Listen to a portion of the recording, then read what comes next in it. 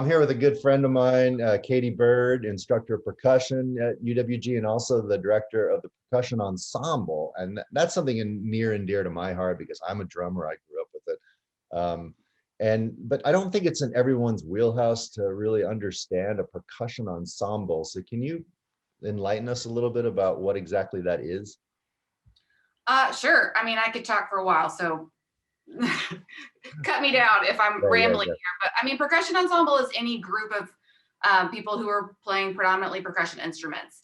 In our setting, that typically is chamber music that is one on a part, featuring any number of groups of percussion instruments. That can be mallet ensembles, drumming ensembles, combinations of all those things. So yeah, that's percussion ensemble. It can be a lot of things, I guess. Yeah, and it seems to me too that it's kind of bled in some ways into popular culture, right? I mean, I'm thinking of the Blue Man Group and Stomp. These things have been around for a while now, and they've really popularized just pure percussion. No strings, no woodwinds. It's just percussion. And so, what's that about? Where do you think that comes from? I mean, I think percussion, and taking it back a step, groove and rhythm is something that's sort of intrinsic for almost all humans, across different cultures. Almost every culture has some form of, communication, music, art that involves rhythm and drumming. So I think it's something innate that most of us enjoy and feel on a basic level. Combine that with the fact that it's just cool, right? Like, I mean, like it's orally interesting and it's visual. Like you think about some of those groups like Stomp, Blue Man Group. There's such a visual aspect to people like banging on drums that is exciting and fun to watch and fun to do.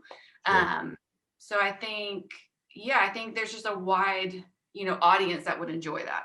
Yeah, and it's almost like it seems like a celebration of diversity and diverse cultures, right? I mean, I remember taking drum lessons as a kid and just being blown away by a whole book on Afro-Cuban rhythms. So you're learning son claves and rumba claves, and that stuff is just, as a drummer, that is the pinnacle. I mean, for me, that was the best stuff to play, most complicated, most rhythmic, most textured, lovely, right?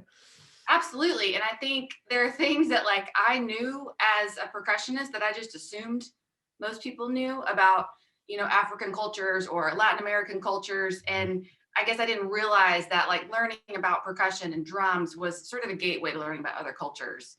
I've done a fair bit of playing and teaching steel band music. And I just assumed that everybody kind of understood the history of Trinidad and Tobago. Like these were just things that people knew. So I guess it's an interesting vehicle for learning about, a lot of different cultures. Yeah, and of course you turn on any radio and if you listen to any rap song, the percussive aspects of it are very, very forward, right? It's percussion forward. And then that's bled also into rock. I'm thinking of one of my favorite bands, Tortoise, a Chicago band, a quote unquote post-rock band, heavy percussion. They're playing marimbas, they're playing all kinds of percussion instruments, and at certain points that's all they're doing. There's very little other instrumentation going on. So it's really bled into popular culture and popular music in interesting ways. Now, your percussion ensemble on campus, how is it similar to these kinds of things? I mean, I know it's not Stomp, it's not Blue Man Group. It's not Stomp and it's not Blue Man Group, but we have done a few pieces that are more like, sort of dipping our toes into the performance arts realm. We did a piece last year where you're like drumming on stools. Oh, you had the basketball piece too. The basketball thing that we did was cool. So I wouldn't say that's like the majority of what we do, but we try to incorporate that, a little into the curriculum of what we're doing. Yeah, and it also reminded me when you said that, like, it's a kind of curious mixture of low tech and high tech, right? I mean, you have marimbas. I mean, what's a marimba cost these days? Ooh, that can range a lot. Yeah. It depends on, I will like not give you the details, but okay. That's undisclosed figure. We can't talk about that. $5,000 to upwards of $15,000. Yeah, so you've got really, we're going to see a clip in a minute where there's 4 different marimbas going at the same time? 3 marimbas, 2 xylophones. Okay, so I mean, we've got high tech, really beautifully crafted instruments, but at other times, I remember talking to you and Josh, the director of bands, I was saying, God, that percussion was so interesting. He goes, those are brake pads, like car brake pads. Brake drums. Yeah. Brake Yeah, we're doing a piece this spring. It's like brand new premiere that we're doing that's for metal pipes. So I've got like one of my students right now figuring out like how to cut various pipes to be like certain pitches, and then you like have to run them through like an amp with reverb. So Do you have to yeah, send- that's a good point. I've never thought the like high low. It's like a good outfit, you know. You've got like you metal got pipes. accessorized.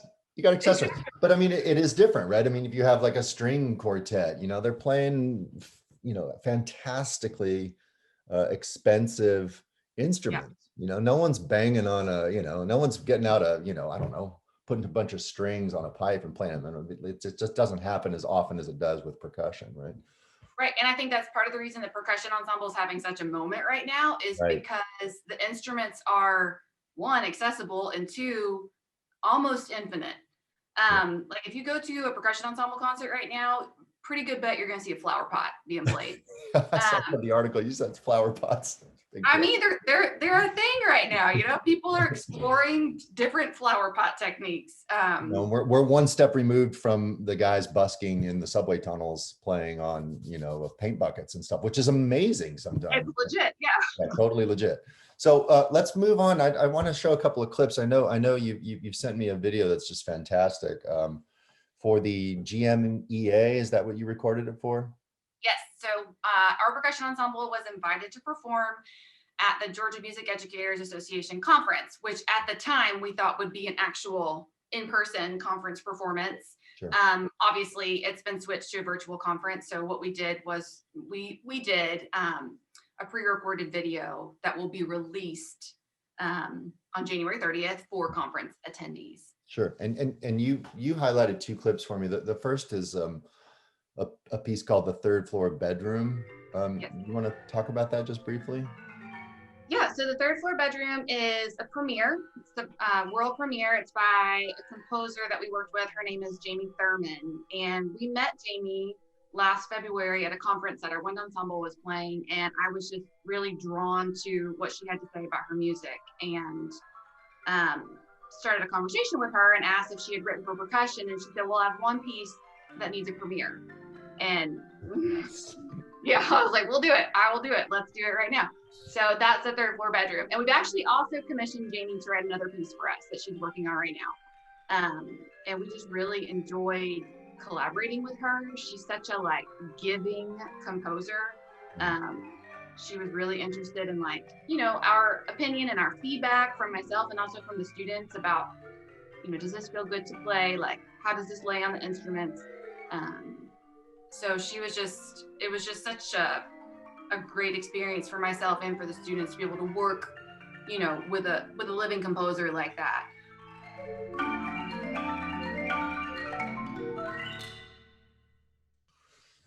And then this second piece you sent is called Nalu. Is that right? Yes. And it's kind of amazing because it's got almost all the students playing at the same time, right? So how many is that at this one? There were 13 on that piece of music, and I had 14 involved in the whole project. So yeah, it was almost the whole group. And without any conducting, right? Right. So I actually didn't conduct anything on the whole concert, which was kind of a goal of mine. I try to only conduct things that really call for a conductor. If they can do it without me, I'm very happy to step off to the side. But this was the biggest piece that we've done without a conductor. It's definitely something you would do for a quartet or a quintet, a more intimate group of musicians that can communicate more easily. But you start thinking about 13 people, you're just physically farther apart. And that's not even taking into account we went farther apart than we normally would because 2020. But I was really, the piece is well set up. The way it's written, lent itself to that for sure. But I was very impressed with the students for pulling it off and for, really listening to each other play. And they're really communicating on stage. And that was definitely part of the goal. Well, I appreciate it. Thanks, Katie. No problem. Thanks.